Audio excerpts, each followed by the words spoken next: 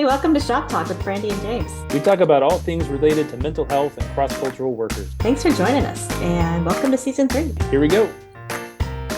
So thank you for joining us for Shop Talk today. James and I are very happy to welcome Andrea Kroeze to join us. Andrea Kroeze has been on staff of Touch the World since 2004, currently serves as the Training and Curriculum Coordinator, where she finds innovative ways to train and prepare students to serve locally and globally. Andrea is also the head instructor of the Missions Academy, an online learning platform that equips people to do short-term missions better. Andrea and her husband, Jesse, have 3 children, 2 of whom were born in Uganda, Africa, when they served as overseas missionaries there for 5 years. In Uganda, they learned about life in another culture, more than ever about God, and formed some of the most meaningful relationships of their lives. While living overseas, Andrea developed a deep love of culture. It's now one of her favorite topics to learn about and to teach. She's currently pursuing a master's degree at Fuller Seminary in Global Missional Leadership. I had dinner with somebody last night that did that degree program. It's great. I'm loving it. Yeah, they did too. Great program there.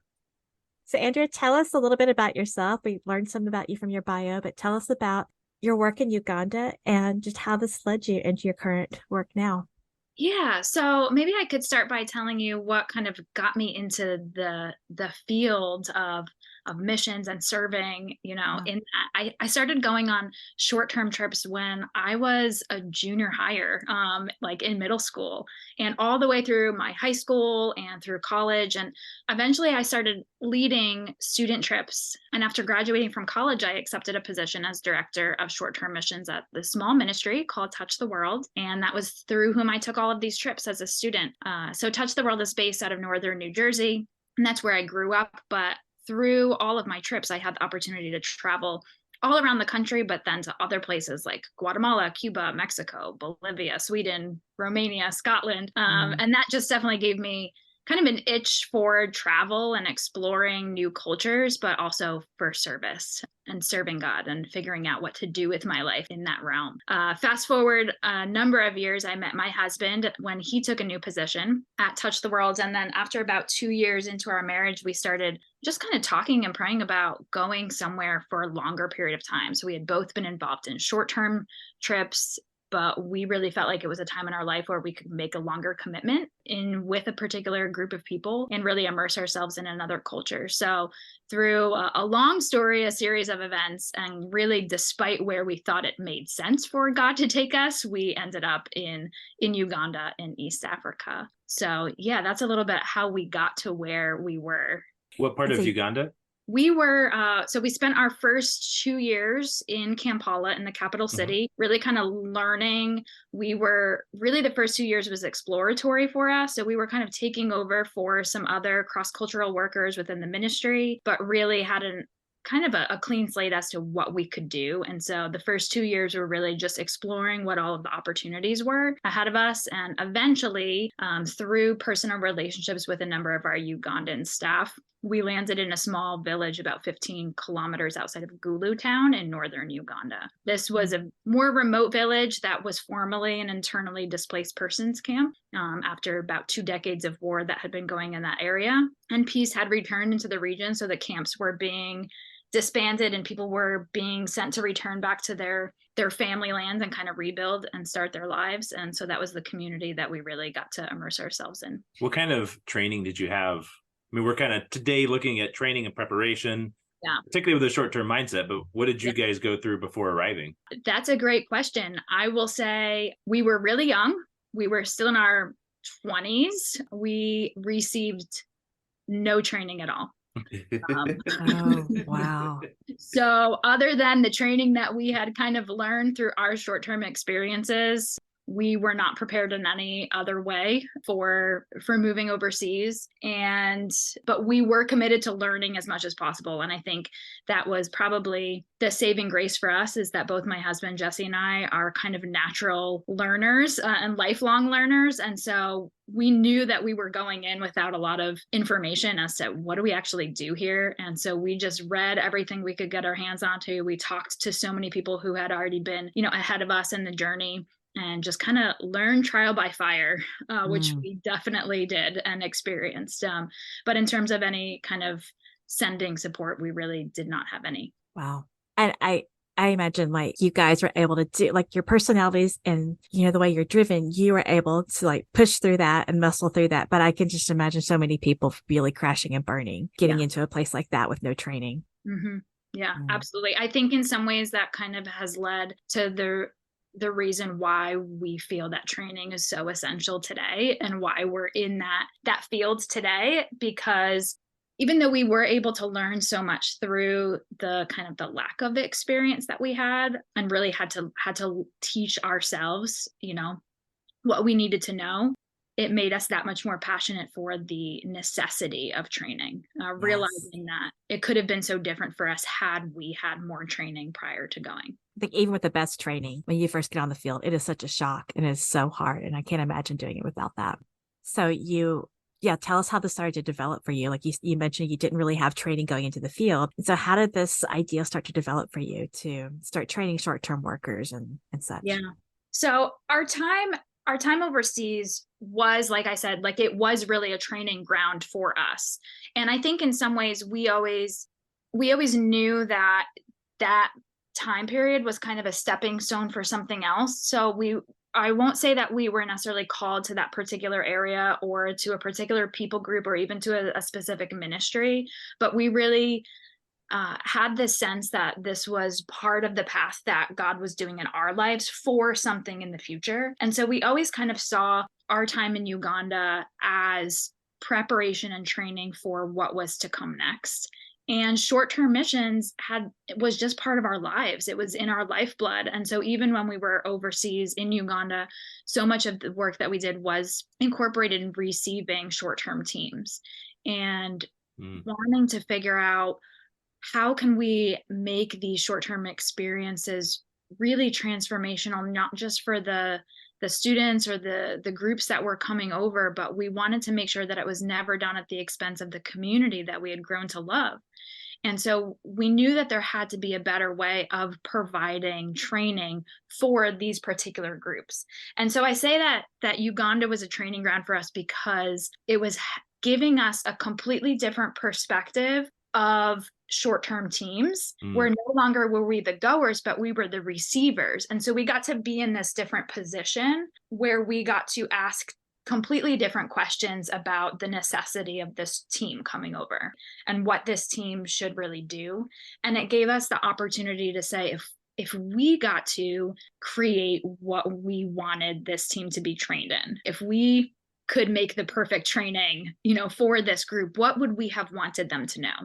And so the teams that were coming over, all of those teams were coming through our organization. So they did receive some training beforehand. So I will say within Touch the World, training had always been important and essential, but it was only ever done for short-termers. So my husband and I were actually the first like long-termers being sent from our organization, which is why we received no training, because they didn't know that we needed to be trained, right? They figured you'd already had some training.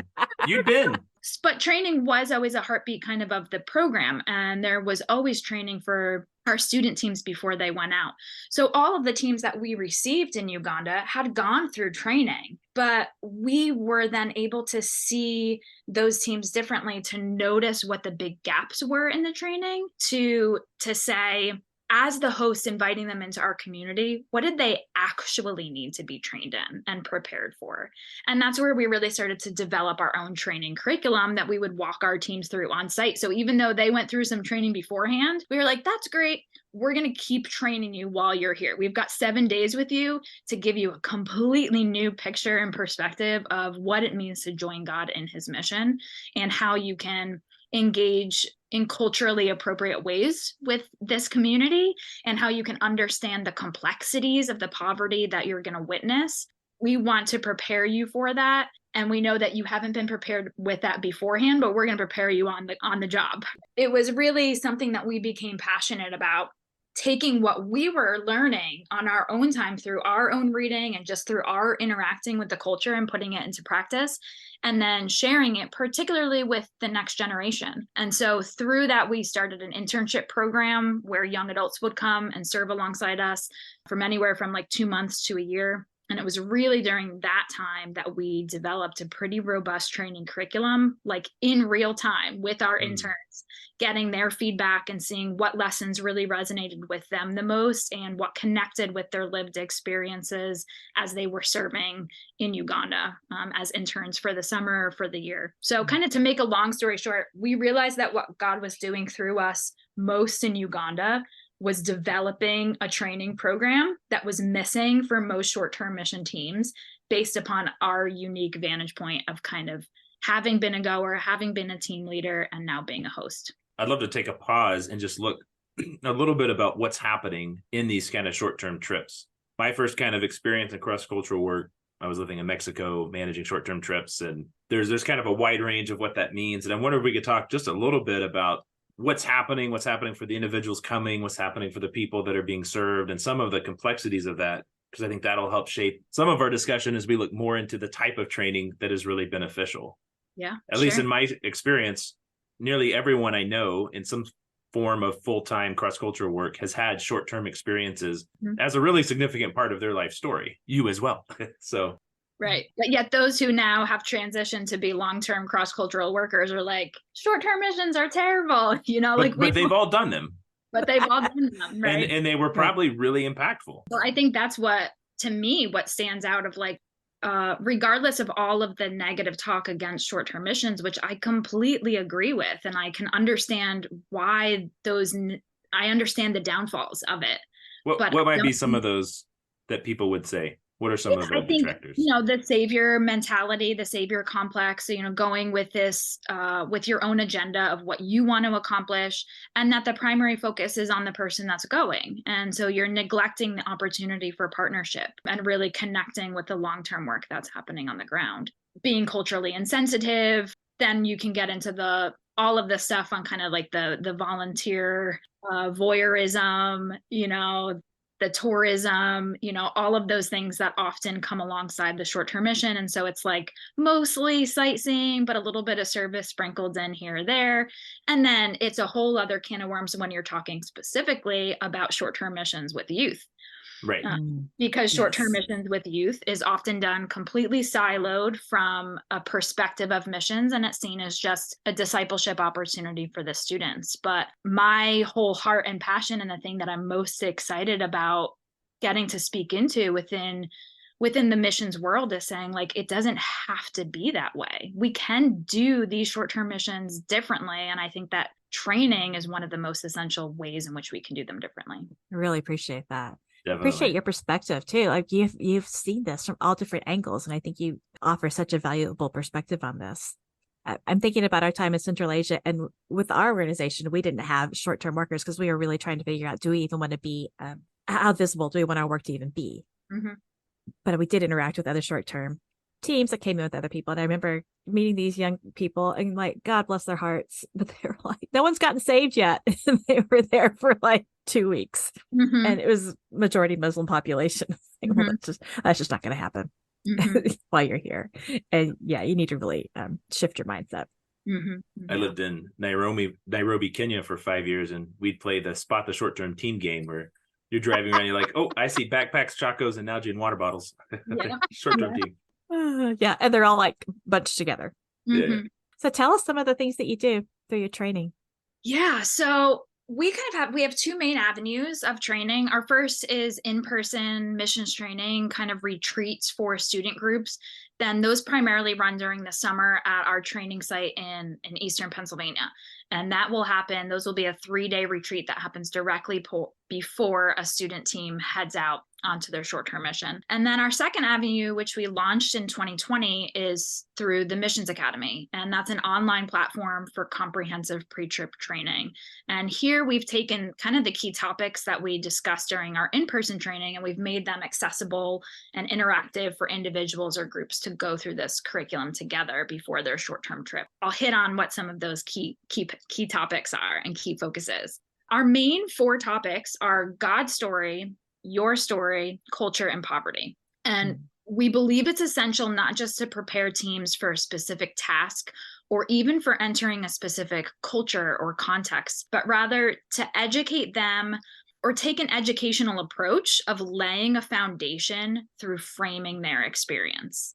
So this begins with making sure that all trip participants have a thorough understanding of the full scope of God's story of creation, fall, redemption, restoration. Or as we frame it, we frame those kind of movements of God's story as identity, brokenness, rescue, and mission. For them to see that, number one, through identity, we come to understand that all people, both us going on the trip, but also those we're going to meet, are made in the image of God. And so therefore, dignity has to be something that is of highest importance when we're working with anybody.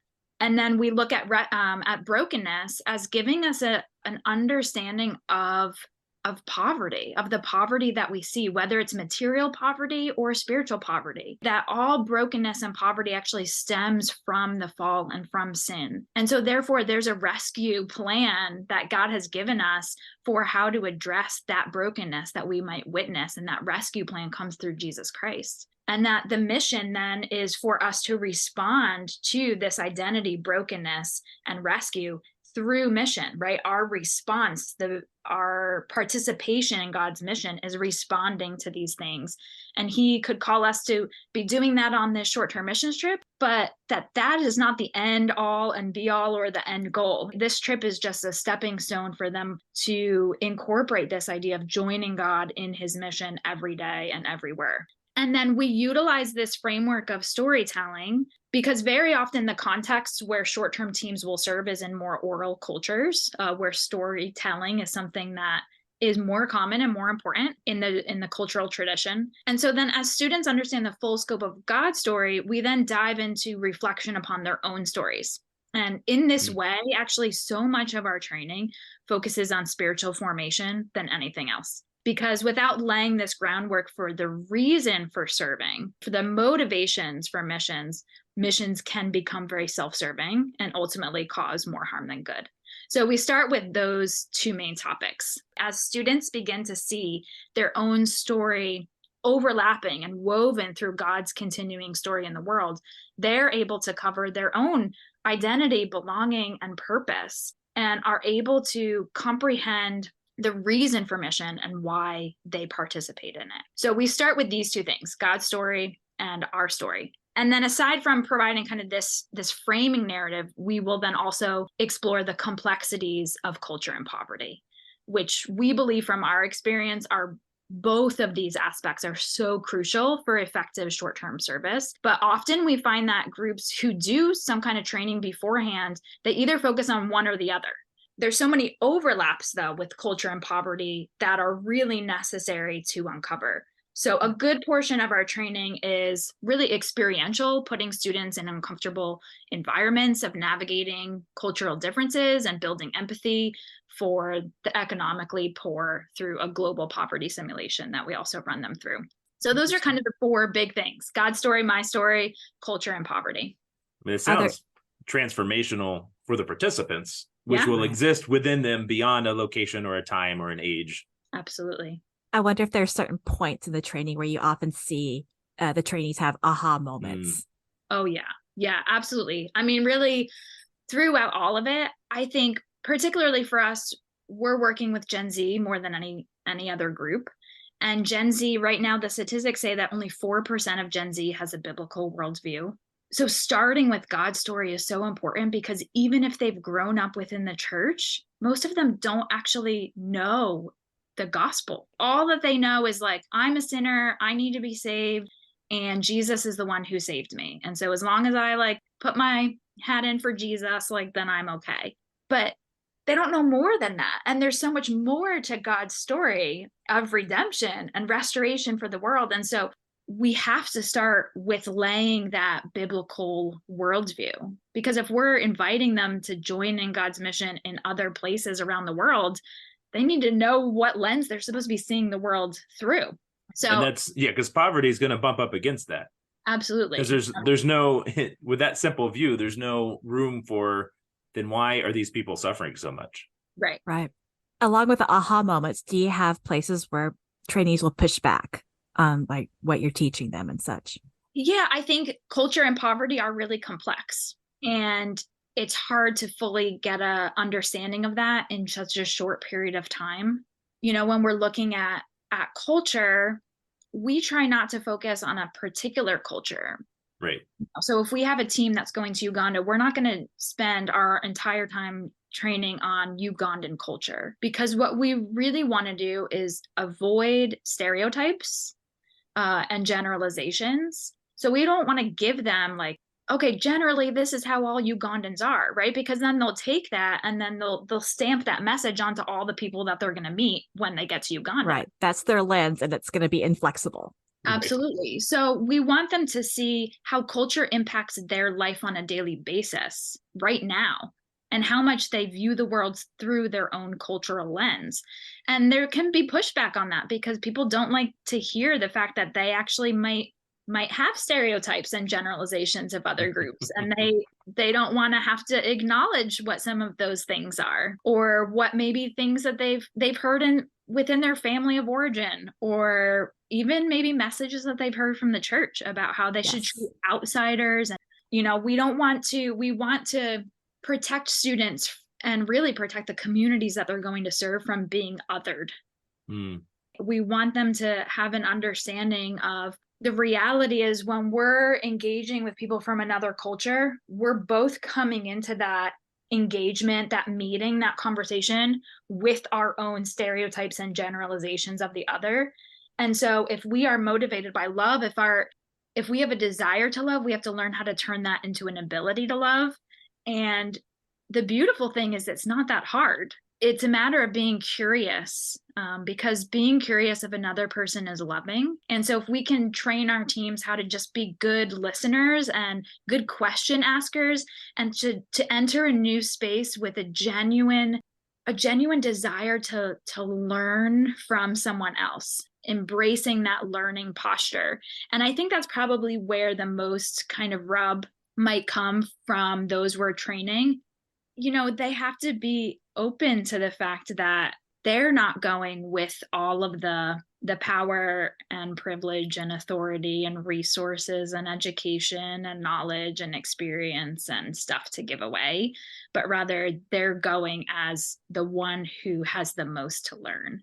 And so how do they enter that short-term experience with that posture of humility, of being a learner, of embracing what we would say is like the Philippians 2 kind of attitude and mindset, right? Of esteeming others as more valuable than ourselves. Yes. And I love that picture in Philippians 2 that, it says that Jesus, though he was God, he did not consider equality with God something to be used to his own advantage.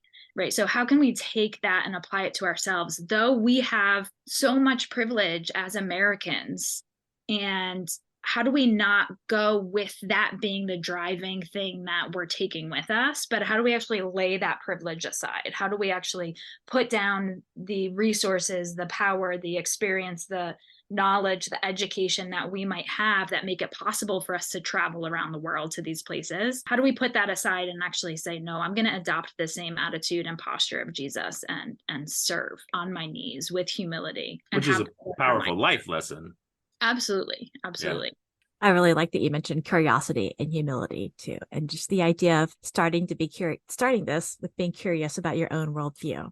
Mm-hmm. And that we all have a worldview. We all have a lens that we see life through that's kind of baked in to us. And it's uncomfortable, but it's so important to begin examining that. And we recognize, our own bents and how we see things. And it's going to help us better go into other cross-cultural experiences with more curiosity. Yeah, I think can often be pushback too in exploring poverty, because there's a lot of misconceptions about those who are poor economically. And there's a lot of thoughts or beliefs about why that person is in the situation that they're in. And so if we allow those assumptions to stay intact, then that's going to impact the way in which the short-term team will interact with the materially poor.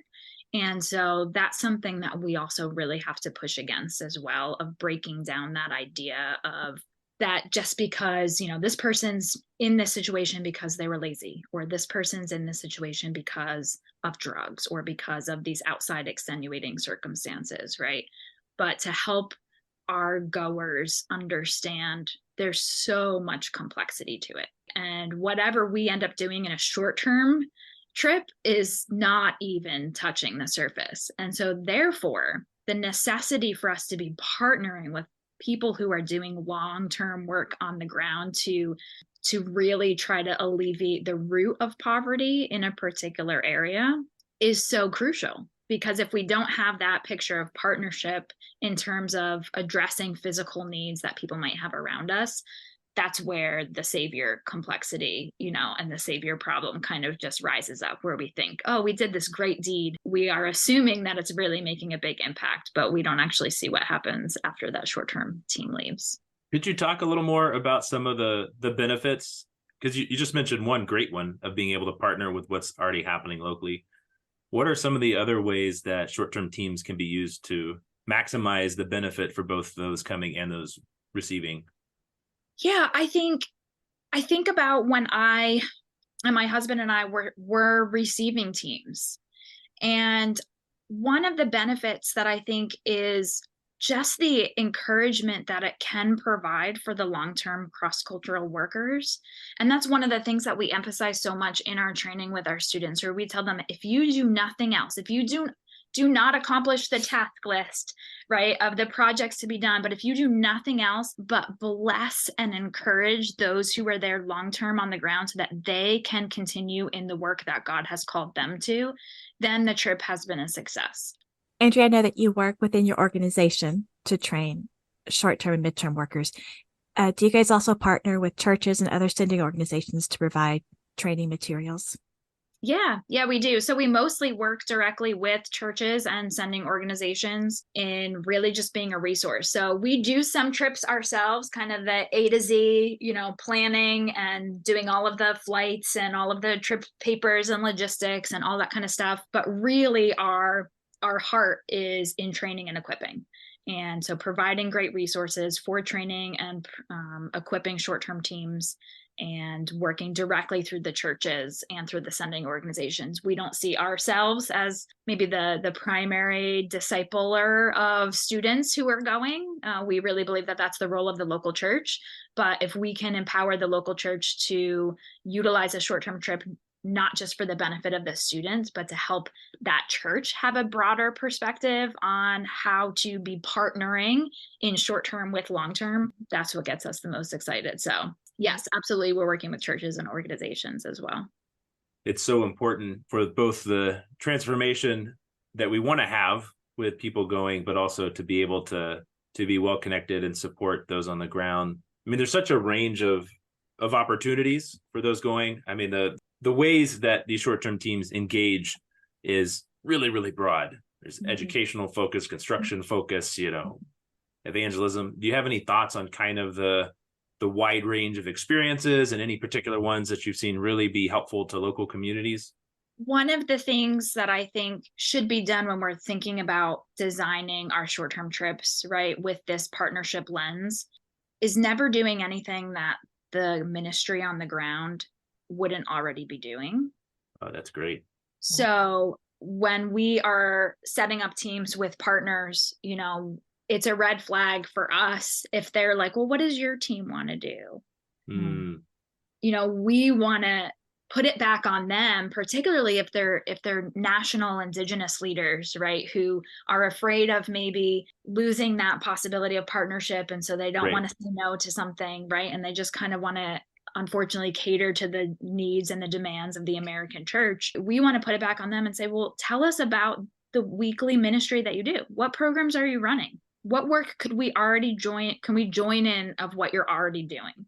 So we will do, and I would encourage those who are doing short-term teams, if you're going to be doing some big program like a VBS or kids program or something like that, are you doing it because it's something that organization or ministry on the ground would already be doing and you're getting to partner alongside just as extra hands and resources to make it happen? Or is it a dream and a wish and a desire for that long-term ministry to do a program like that, but they don't have the resources or the personnel to do it? And so you coming in actually helps fulfill a vision and a goal that they have. So in terms of, what do I suggest construction trips, kids ministry trips, evangelism trips. I think it all depends on who your partner is and finding out what work do they do? What's their ongoing work? And making sure that a short-term team going to partner with them is never doing something that isn't a part of their plan and their vision. Gosh, that's so good. Yeah, it really is. So like if you're going with the Bible translation team, you're not going to build a church. There's some types of work that I don't think should be done or involved in with a short-term team. It just doesn't make sense, right? Or it's too dangerous, or it could cause more harm than good. So I think that we do need to be selective, and we do need to be sensitive to saying, hey, we may not be the best place to receive a team, but there could be places where maybe the on-the-ground ministry is not something that a short-term team could get involved in, but maybe a short-term team could come and just do something really special to encourage the long-term workers in that space who are doing really hard work that a short-term team might not be able to tangibly interact with. With your work, do you do work to prepare like the locals and how they receive the short-term teams? I'm thinking about where we lived before in Central Asia, and there was so much focus on hospitality, and I think that the locals would tend to put on their best face, and they would put on a show for any outsiders or anyone, especially from the States, that would come in. And I just wonder if you do things to help them, prepare them to receive the short-term workers in a way that's just natural for them, and they don't feel like they're having to, like, I don't know, cater to them or something like that. Yeah. I will say it's not something we have, specifically within our training realm, although it is definitely a need. And I hear that being expressed more and more, I think, especially too, as there's less, Westerners going to certain places and more Indigenous leaders who are rising up to really run ministries in their own context, which I think is fantastic. But I think that there is more of a need really coming up for, okay, as a national leader in my context, and I'm receiving American teams, they need cultural training, right, to be able to interact with this group of Americans who might be coming over. So one of the things that we do currently do with all of our missionary hosts is we give them access to all of our curriculum through the Missions Academy so that they can go through it and at least, number one, know what the teams are being trained in before they come, so that they kind of have an idea of what conversations have already been had that I can continue to build off of, but also hopefully to give them a little insight into maybe the American worldview, if you will. But I think that there's definitely room for adding to that type of training. That's great. I think a lot of our listeners either are hosting short-term teams or have sending organizations or churches that are sending them. I think this is a helpful conversation to be having. There are some things you hope that mission organizations and churches would know about short-term missions, and just your perspective on them. I wish churches and organizations wouldn't underestimate the possibilities of what can take place through a short-term experience if it's paired with training. And I wish training would be prioritized.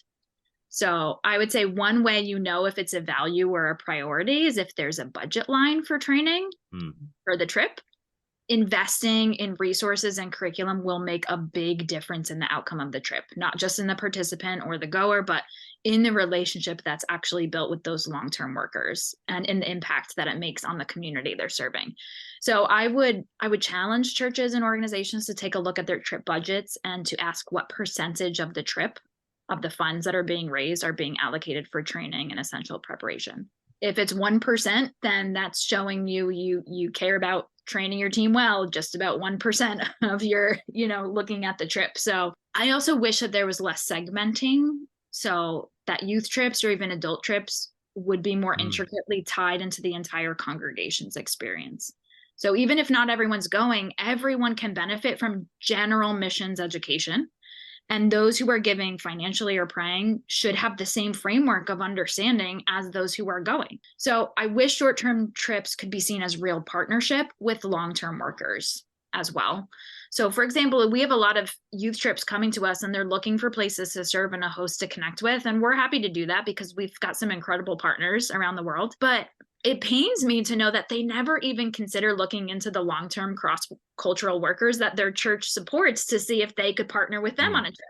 Like, we would be delighted to just train those groups well in order for them to better serve those that they already support financially as a church, to be able to then support them with a visit.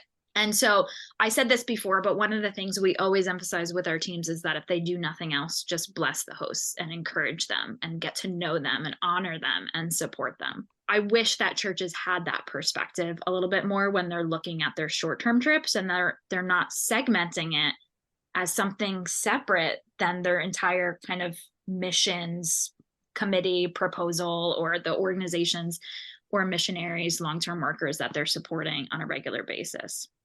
All I can think about is, can you put together a training for donors? Is that on your radar at all? How great would that be? Yeah, to have a little bit of great. exposure, training, kind of the same 4 categories you talked about, just to get an idea of what's going on. Yeah, like well, that. I mean, anybody can access our training on the Missions Academy. So it's set up for just individual users, even if it's for somebody who's not preparing to go on a short-term trip, but just wants, some more insight into understanding what's our role within missions. They can go through a course. Wow. What's the link for that? How do people find it? Yeah, so we've got free downloads, we've got paid courses, we have cohorts. It's all at themissionsacademy.com. Great. Do you have other resources that you'd recommend?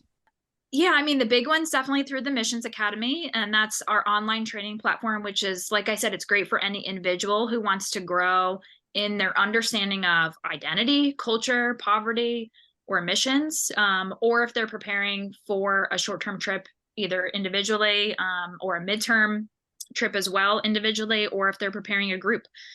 We do create custom courses for individual churches and organizations and provide facilitator guides that we would love for your listeners to know about. Yeah, so I think also in addition to that, some of our courses could be great resources for continuing education, even for those who are already on the field, who maybe are new or need some refreshment or encouragement, or if you have long-term workers who are going to be receiving teams, to go through some of those courses just to equip them to receive those teams well, and kind of putting that hat on again of like what it's like to be a goer, right?